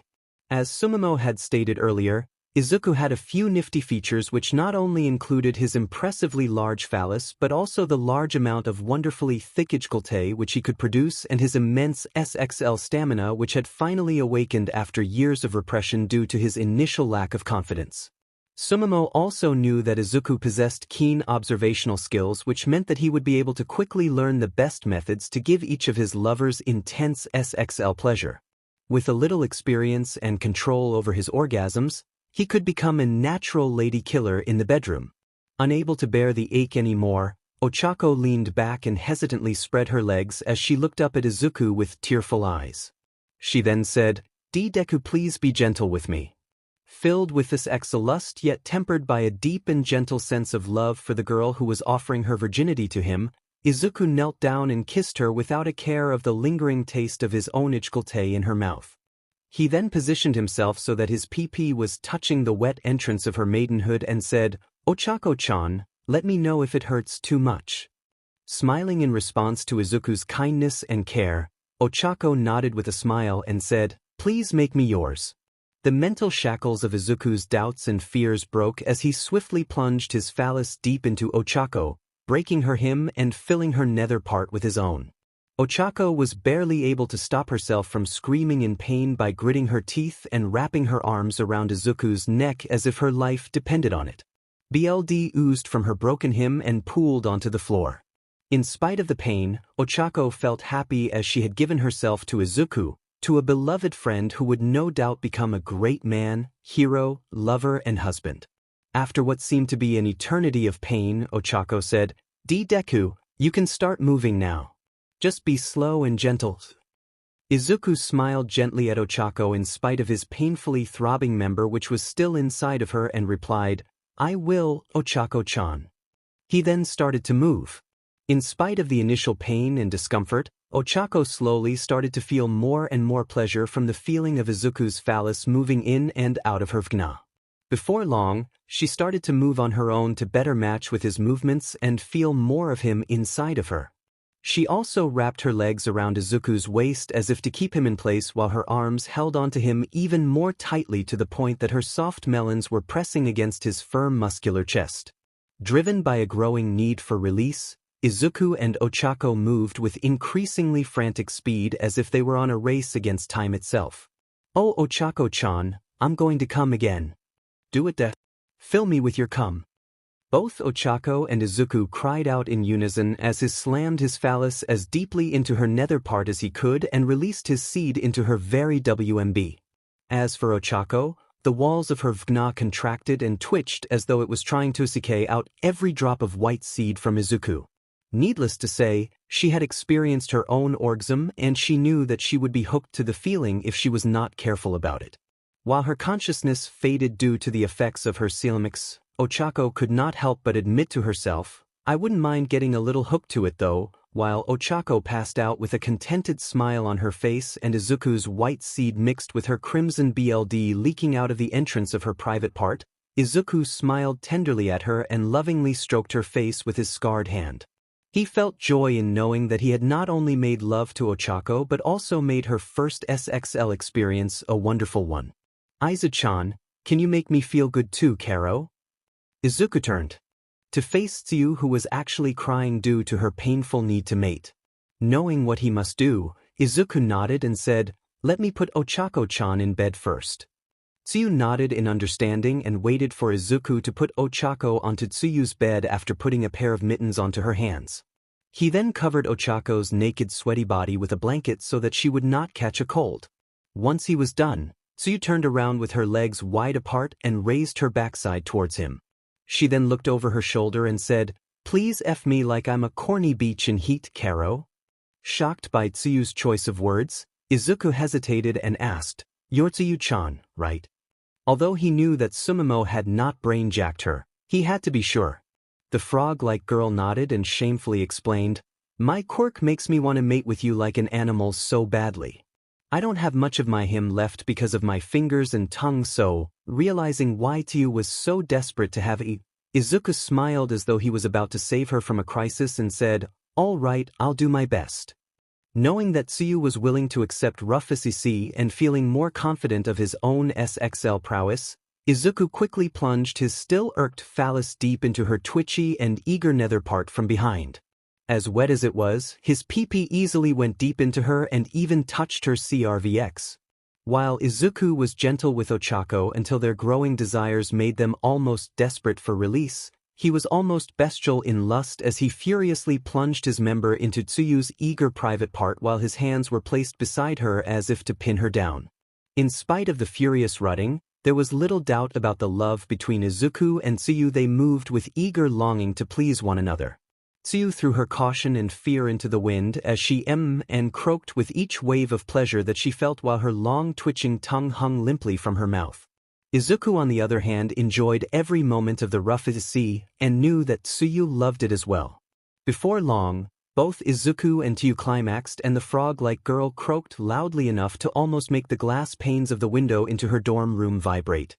Exhausted yet satisfied, Izuku and 𝗬𝗪 smiled at one another and kissed tenderly, which contrasted with their almost savage rutting.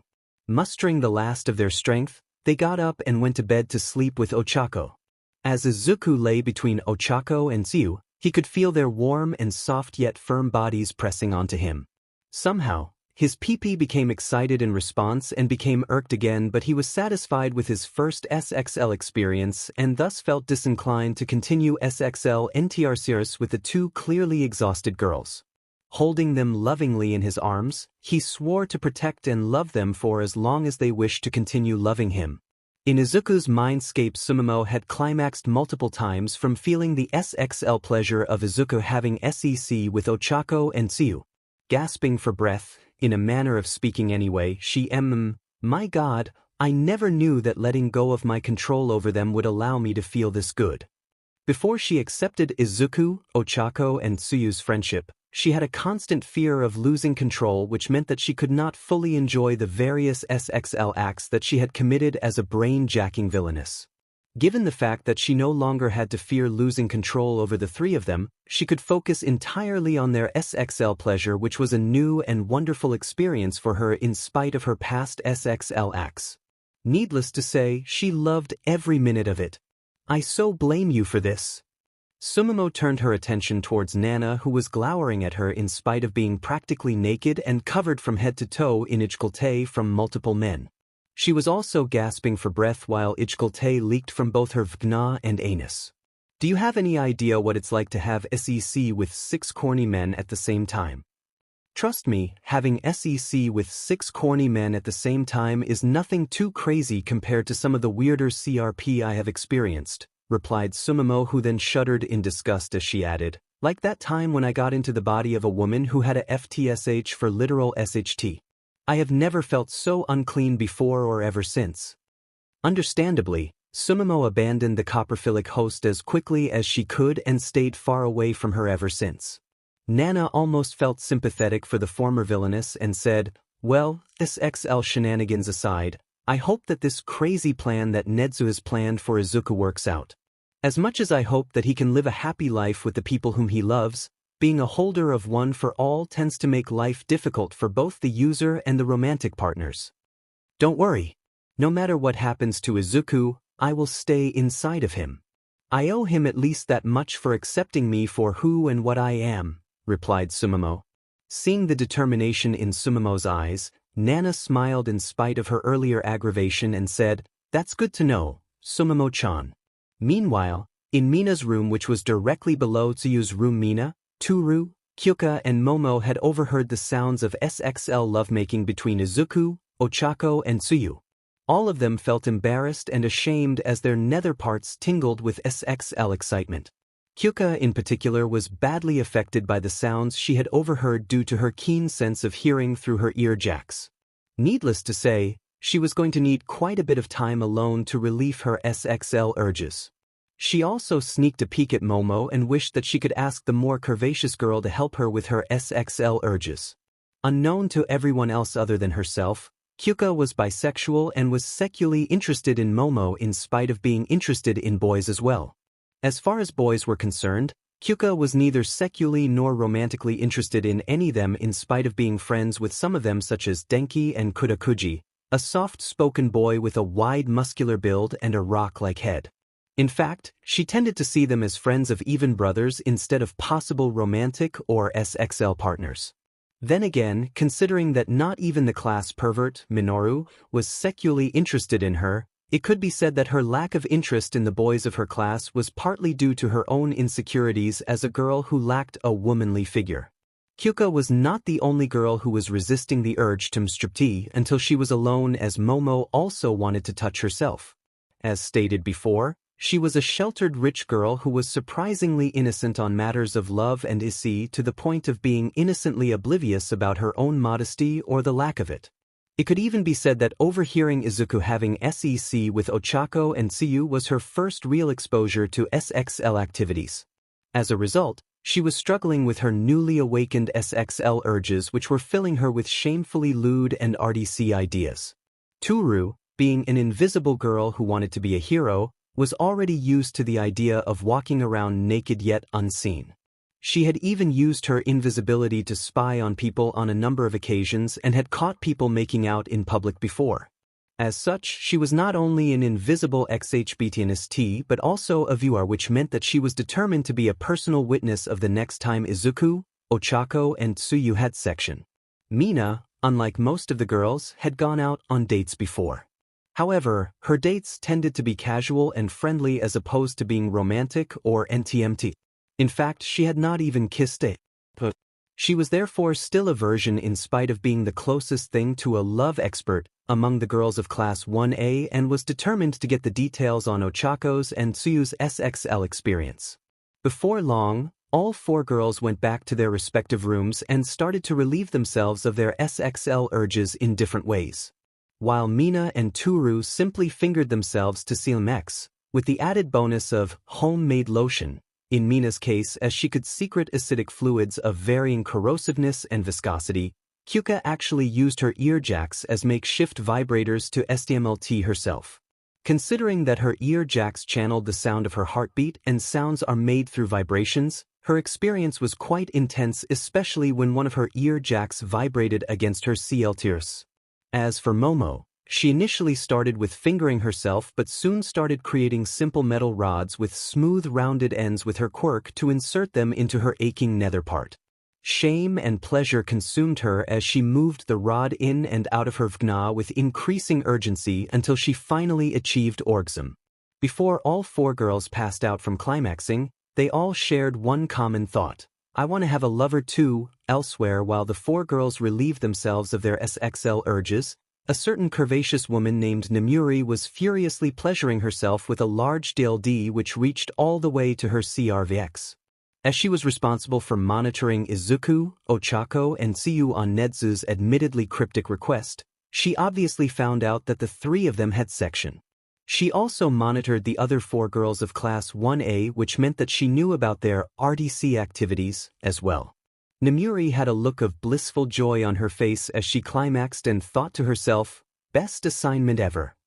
The following day 𝗧𝗪𝐴 twitched with annoyance as he glared at Izuku, 𝗬𝗧𝗪, and 𝐸𝑢.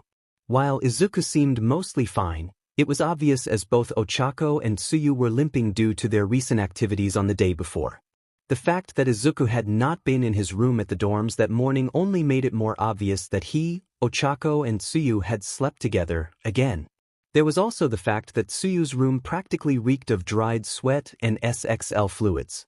The irritated homeroom teacher of Class 1A was so very tempted to expel the three corny troublemakers, for the sake of preserving his own sanity. However, 𝗫𝗪𝗧 made it clear that Izuku and his HRM were to be exempted from punishment unless something truly terrible occurred. The fact that everyone else in Class 1A already knew that something had happened between the three of them only made 𝗬𝗪𝗧's headache worse. Momo, Kyuka, Mina, and Toru were blushing while stealing glances at the three embarrassed lovers, while Minoru, Denki, and Hanta were glaring at Izuku with obvious envy in their eyes. Katsuki was also glaring at Izuku, although it was filled with murderous rage instead of envy for some reason. As for Tenya, the ever-serious boy was acting like a malfunctioning robot as he was forced to accept the reality that Izuku, 𝗬𝗧𝗪, and 𝗬𝗪 had SEC in the dorms. Even 𝗧𝗪 was stealing curious glances at the three of them with a slight blush on his face. Seriously, 2 nights of staying in the dorms and I already have to deal with this SHT. You three are very, very lucky that Principal 𝗫𝗪𝗧 had deemed you three exempt from expulsion for your indecent actions as long as Uraraka-san and Azui-san do not get 𝗵𝗲𝗪𝗛. Had it been up to me, I would have expelled you three by now, growled 𝗬𝗪𝗪, who then added, you and your classmates are already behind schedule on developing your finishing moves. Further delays will not be tolerated and I will see to it as you three are treated as harshly as your classmates, understood? Izuku, 𝗬𝗧𝗪, and 𝗬𝗪 stood at full attention out of fear as they replied, why yes, Aizawa-sensei. 𝗬𝗪𝗪 turned his attention towards the rest of Class 1A and said, all of you, get changed into your hero costumes and meet me at Gym Gamma. I want all of you there in less than 10 minutes, understood? It was obvious that 𝗬𝗪𝗪 was not taking no for an answer, so everyone replied in affirmative and quickly changed into their hero costumes. Understandably, any attempt to interrogate Izuku, 𝗬𝗧𝗪, and 𝗬𝗪 would have to wait until later. Less than 10 minutes later, everyone had gathered in Gym Gamma, which was also known as the Training Dreamland. The students and teachers noted that 𝗵𝗵𝗲 seemed a little sleep-deprived as she greeted them more tiredly than usual.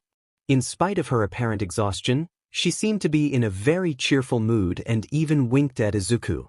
Izuku, 𝗬𝗧𝗪, and 𝗬𝗪 blushed as they recalled that she was responsible for monitoring them and had probably seen or at least overheard their lovemaking. Before long, the teachers present in the gym explained the purpose of the training, which would help the student not only develop their finishing moves but also help them prepare for the Provisional Hero License exam. 𝗬𝗪𝗪 also explained to them that they should consult with the support department of 𝐸𝐢 High School to develop suitable support gear to complement with their abilities as heroes. Are you all ready? Asked 𝗬𝗪𝗪.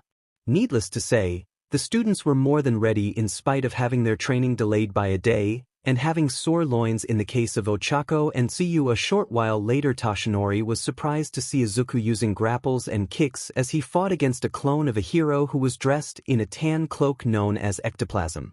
When Izuku took a break, Toshinori asked, when did you come up with those moves, Midoriya Shounen? Well, Since I can't afford to damage my arms any further, I asked Ochako-chan and Tsuyu-chan for advice. All Might Sensei, replied Izuku. Left unsaid was that he saw memories of their fighting moves and knew that he should adopt them to prevent further injuries on his arms. Both Ochako and Tsuyu readily agreed with his decision to do so. Toshinori smiled in approval and said, "That's good to know, Midoriya Shounen." He was planning to tell Izuku to stop imitating him, but he realized that his advice was not necessary. Izuku nodded with a confident smile and replied, "I do want to be a great hero like you, All Might Sensei, but I now know that I can be a great hero in my own way." Toshinori resisted the urge to hug Izuku as though he was his own son. Instead, he patted his shoulder with his uninjured arm and said, "Aizawa-san may not approve of your current relationship with Uraraka Shoujo and Azui Shoujo, but I can tell that being together with them has done wonders for you." His smile became cheeky as he added, "Just don't forget that there are times for pleasurable fun and times for hard work, Midoriya Shounen." Izuku blushed in embarrassment and replied, "I'll keep that in mind, All Might Sensei." Neither of them noticed that a certain explosive blonde named Katsuki was glaring at them with anger and even envy in his eyes. Later that day, Izuku, Ochako, and Tsuyu somehow avoided getting interrogated by their classmates after training their finishing moves and were walking together towards the support department workshop to acquire suitable support gear. As they made their way towards the workshop, 𝗬𝗵𝗲 copy inside Izuku's head curiously asked, "Say, isn't that 𝗧𝗵𝗲 girl from the support department?" She was referring to 𝗧𝗵𝗲, a girl with a mature build, pink dreadlocks and eyes with yellow irises that resemble scope lenses. Izuku mentally replied, "Yes, she is." "So, what are the chances that she'll be making support gear for all of you?" asked 𝗬𝗵𝗲. "Honestly, I'm not too sure, but I won't be surprised if she does make out support gear," admitted Izuku. "What's wrong, Deku?" asked Ochako. She knew that Izuku was having a mental conversation with 𝗬𝗵𝗲 and was curious about what they were talking about. "Oh, I'm just wondering if we'll be meeting 𝗧𝗵𝗲-san in the workshop," said Izuku. It was clear to Ochako and Tsuyu that he was speaking a half-truth to avoid mentioning about 𝗬𝗵𝗲 in public. "You mean that girl with the support gear back at the sports festival?" asked Tsuyu. She knew that Mei was Izuku's team mate during the cavalry battle portion of the festival. "Yup," answered Izuku. Ochako pouted as she muttered, "I can't say that I'm too eager to have her making my support gear." She was still not very happy that Izuku praised Mei for her support gear during the sports festival. 𝗬𝗵𝗲 suddenly had an idea and mentally spoke to all three of her hosts at the same time. "I think we should add her in the 𝐎𝐵." Izuku, Ochako, and Tsuyu barely stopped themselves from falling down and landing onto their faces in unison before Ochako mentally asked, "Why in the world should we? She's not even in Class 1B. Why not? She seems pretty smart and maybe she can make some kind of gadget to help us locate any tracking beacon which our classmates or those students in Class 1B are carrying," replied 𝗬𝗵𝗲. Surprised by 𝗬𝗵𝗲's response, Ochako asked, "You're not just saying that to have another girl in the 𝐎𝐵?" 𝗬𝗵𝗲 did her best mental image of a deadpan expression as she replied, "I may be a hedonistic ex-villainess, but that doesn't mean I can't be practical about it, you know." Ochako was silent for a moment before she begrudgingly admitted, "Okay, we'll consider having her in the 𝐎𝐵." Suddenly, a loud explosion could be heard from ahead the three students. Shocked, they all rushed towards the source of the explosion, which actually came from the support workshop. Fearing for the worst as they saw thick smoke coming out of the workshop, they got ready to fight when a familiar voice spoke. That one definitely did not work as intended." Blinking in surprise and recognition, Izuku asked, "𝗧𝗵𝗲-san." Emerging from the smoke, Mei turned her attention towards Izuku, Ochako, and Tsuyu and said, "Oh, hey there. Aren't you three from a while ago at the sports festival?" As the smoke cleared, Izuku, Ochako, and Tsuyu were shocked to see that Mei's black top was damaged by the explosion to the point that her upper torso was basically naked. Izuku looked away and cried, 𝗧𝗵𝗲-san, please cover yourself." Mei blinked at Izuku before she looked down and realized that her large chest was exposed. Having enough decency to at least cover it with her left arm, even though she was actually unconcerned about the exposure, she then replied, "Sorry about that." So, how have things been going on at the heroes department? What are your names again? Tsuyu was the first to respond as she replied, my name's 𝐒𝐩𝐢𝐵. She then gestured towards Ochako, who was pouting at the blushing Izuku, and introduced them to Mei. These two are Uraraka Ochako and Midoriya Izuku. You were their teammate during the cavalry battle portion of the sports festival, 𝗏𝗏. Oh yeah. I remember being with you too and that bird-headed fellow, said Mei. She then turned around to go back into the workshop and said, well then, I've got to go back to my babies, so see you three later. Wait, Hatsum-san, said Izuku, who then added, we actually came here to get some upgrades for our costumes and support gear. Suddenly, Mei stood before him with both of her hands on his shoulders as she happily exclaimed without a care about her swaying melons, you've got my attention. She then dragged Izuku into the workshop to show him her babies. Ochako and Tsuyu were stunned for a moment before they rushed in to both get their equipment and protect Izuku from the apparently manic girl. 𝗬𝗵𝗲 mentally grinned as she told Ochako and Tsuyu, I like her. A short while later, so you're telling me that you want me to make a baby that will help you detect hidden tracking devices, right? Asked Mei, who was still half naked and already had a copy of 𝗬𝗵𝗲 in her head. As for how it had happened, she was alone with Izuku, Ochako and Tsuyu in the workshop, and she was basically feeling up Izuku's body to get his measurements, which gave 𝗬𝗵𝗲 an opportunity to brainjack her without her notice. Both Ochako and Tsuyu had not enjoyed seeing Mei being so physically NTMT with Izuku without his consent. Izuku was blushing as he nodded and explained, we also need your expertise to make devices that will help us detect or track villains as well. Although he had had CC with Ochako and Tsuyu, he was still embarrassed to see Mei's naked melons, which were even bigger than theirs. Mei grinned like a maniac as she replied, you've gotten yourselves a deal. I'll make those detection babies as soon as I'm done with your hero costumes. Although Izuku was glad that Mei readily agreed to help them, he was still nervous as he spoke about the other matter. So, about the plan, Mei waved her hand dismissively and replied, don't worry about it. Since this is Ned's idea, I can always sue him if that plan goes south. Besides, you seem to be a pretty good guy, so I don't mind getting to know more about you and your girlfriends. Izuku sighed in relief and said, all right then. We'll let 𝗧𝗏-sensei know that you're in on the plan, and give you permission to enter the 1A dorms. You do that while I upgrade your support gear and suits, said Mei, who was eager to start making her next baby. You might want to wear a shirt first, 𝗏𝗏, said Tsuyu, who had a deadpan expression on her normally blank face. Back at the 1A dorms, Izuku and Ochako were sweating bullets as they faced their classmates who were all waiting for them and Tsuyu at the dorms. It was clear that they wanted answers from all three of them. Mina was the first to speak as she grinned and asked with a faux accusatory one in her voice, so, care to tell us about what you three did last night? I'm pretty sure the noises you three made yesterday were not snores.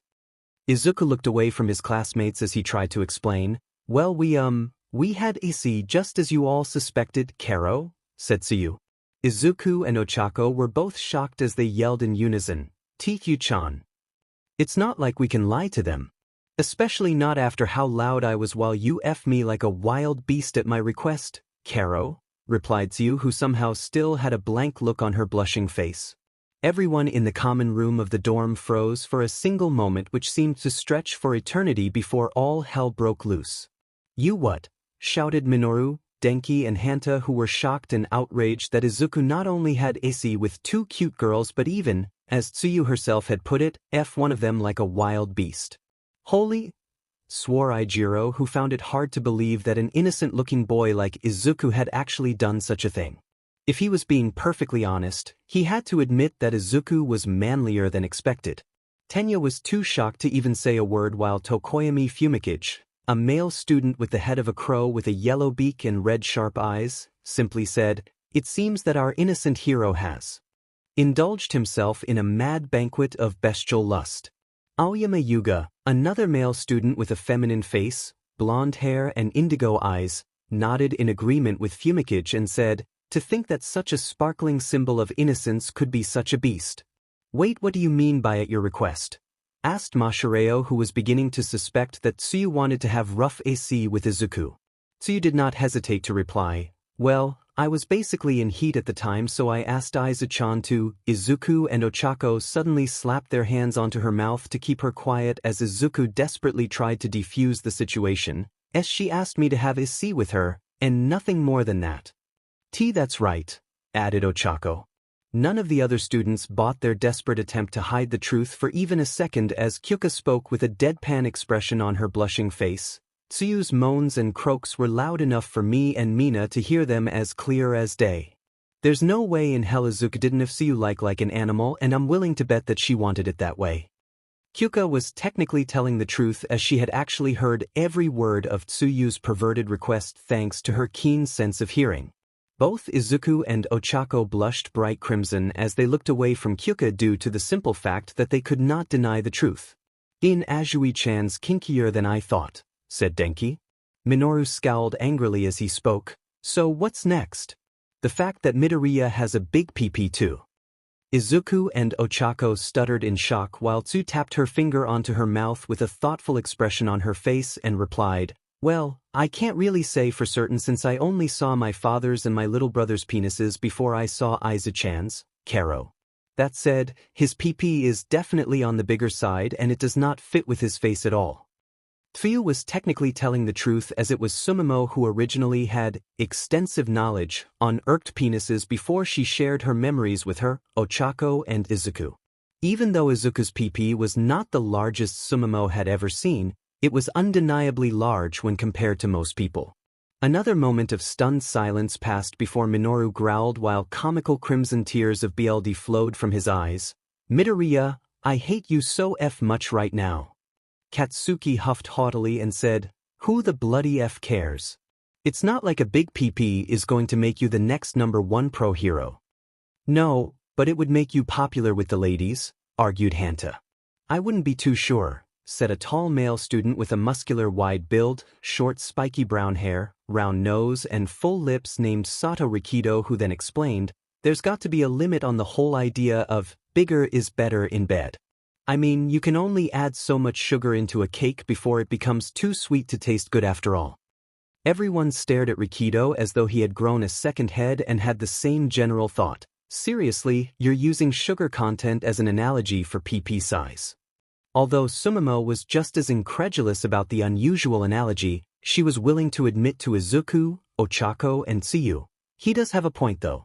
Oversized cocks and dildos are not fun to deal with unless you already have a loose PP, and they tend to permanently loosen the holes they penetrate, if you get what I mean.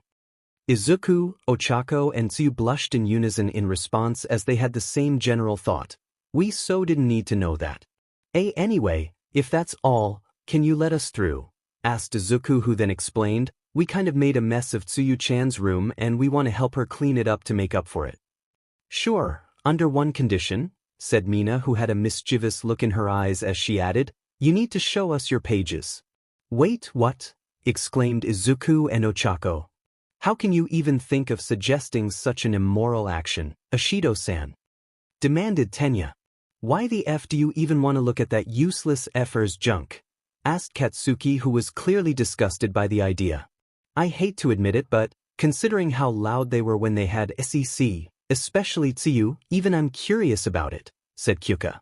So let's have a vote, suggested Mina, who then said, anyone who wants to see Izuku's PP, please raise your hands. Shockingly enough for the boys in the class, Mina, Toru, Kyuka and even Momo raised their hands immediately. As for the boys themselves, Tenya and Katsuki adamantly refused, while Shudo was actually about to raise his hand before he ultimately decided against it. As curious as he was, he respected Izuku too much to vote having his PP exposed for the rest of the class to see. Minoru, Denki and Hanta immediately raised their hands, partly because they needed to know if Izuku's PP was really as big as Tsuyu claimed it to be, and partly out of spite towards the seemingly lucky BSTRD who had had SEC with 2 girls. The rest of the boys did not raise their hands as they were not interested in seeing Izuku's exposed private part. Since only 7 of the 17 voting students raised their hands, Izuku was spared of further humiliation and he was allowed to go to Tsuyu's room together with Tsuyu and Ochako without further incident. With that said, Mina was not willing to give up on finding out how big Izuku's PP was, and she had the perfect agent to spy on them.